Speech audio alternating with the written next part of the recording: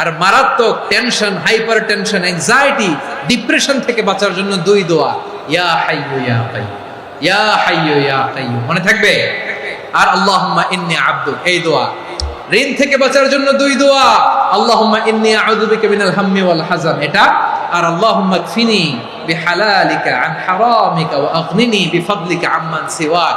আর সব সময় পড়ার জন্য একটা আমল দিয়ে যাই, উঠতে বসতে, অফিসে যাচ্ছেন, অফিস থেকে ফিরতেছেন, বসে আছেন, শুয়ে আছেন, ছোট্ট এক শব্দে আমরা যেন বেশি বেশি পড়ি আস্তাগফিরুল্লাহ।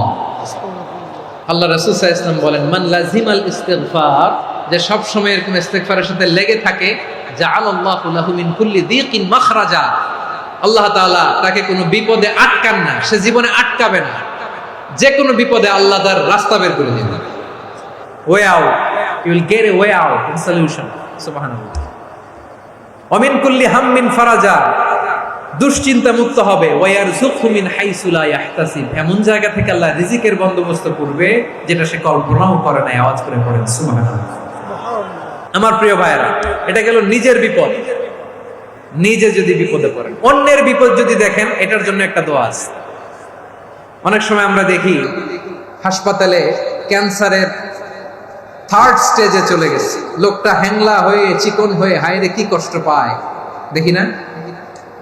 বিষ্ণু বলে একটা দোয়া যদি কেউ অন্যের কোনো বিপদ দেখে পড়ে, ওই বিপদ তার জীবনে কখনো আসবে না।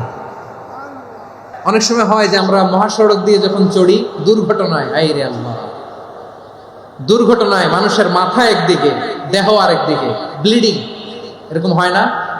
আল্লাহ তুমি হেফাজত করো। বিশ্বনবী বলেন, এই দুর্ঘটনা দেখে কেউ যদি এই দোয়াটা পড়ে, তার জীবনে সে কোনোদিন এরকম অ্যাক্সিডেন্টের সম্মুখীন হবে না।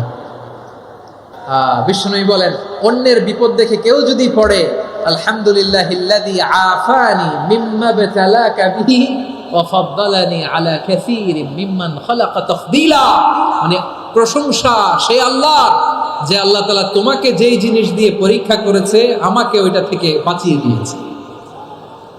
তোমাকে আল্লাহ যেই বিপদে ফেলেছে, আমাকে ওই বিপদ থেকে তিনি মুক্ত রেখেছে, আর তার অনেক সৃষ্টির উপর আমাকে তিনি প্রাধান্য দিয়েছে। সুবহানাল্লাহ পড়েন। যে কোনো বিপদ, কারো ক্যান্সার দেখে যদি এই দোয়াটা আপনি বিশ্বাসের সাথে পড়েন, জীবনে কোনোদিন ক্যান্সার রোগে আক্রান্ত হবেন না। দুর্ঘটনা দেখে যদি পড়েন, ওই দুর্ঘটনা আপনাকে স্পর্শ করবে না। যে কোনো কারো বিপদ দেখে যদি কোনো বিশ্বাসী বান্দা এই দোয়া পড়ে, বিশ্বনবী বলেন, লাম ইউসিবহু যালিকাল বালা, ওই বিপদ তাকে আর ধরবে না। উফিয়া মিনহু মিন যালিকাল বালা কাইনাম মা কান, সে যতদিন হায়াত পাবে কোনোদিন ওই বিপদ তাকে স্পর্শ করবে না। আমার প্রিয় ভাইরা, তাহলে পুরো আলোচনার সেন্ট্রাল থিম হচ্ছে, আমাদের জীবনে বিপদ আসবে, কষ্ট আসবে, দুঃখ আসবে, কিন্তু বিপদে আপদে আমরা হাল ছেড়ে দিব না, হতাশ হব না। মুমিন হতাশ হয় না, নিরাশ হয় না, হাল ছেড়ে দেয় না। মুমিন ভরসা রাখে একজনের উপর। আওয়াজ করে বলুন, যিনি কে? বিপদে পড়লে আমাদেরকে উদ্ধার করে কে? আবার আমাদেরকে যদি কোনো নেয়ামত আল্লাহ দিতে চান, ওইটা কেড়ে নেওয়ার ক্ষমতা কারো আছে? তাহলে আমরা কানেক্টিভিটি বাড়াবো কার সাথে? আমাদের প্রার্থনার ফরিয়াদের হাত তুলবো কার কাছে? রাজি আছেন? পটুয়াখালীর ভাইয়েরা, মনে থাকবে কথাগুলো। আল্লাহ তাআলা আমাদের সবাইকে কথাগুলো বোঝার ও আমল করার তৌফিক দান করুন।